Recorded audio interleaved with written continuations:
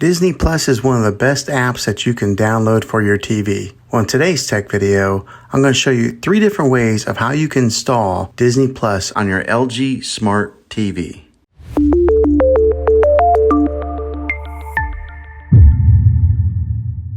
It can be really frustrating if you want to watch some of the great content that is on Disney Plus and you find that your TV is unable to download it. If your TV is an older model of smart TV, then it could prevent you from downloading this app.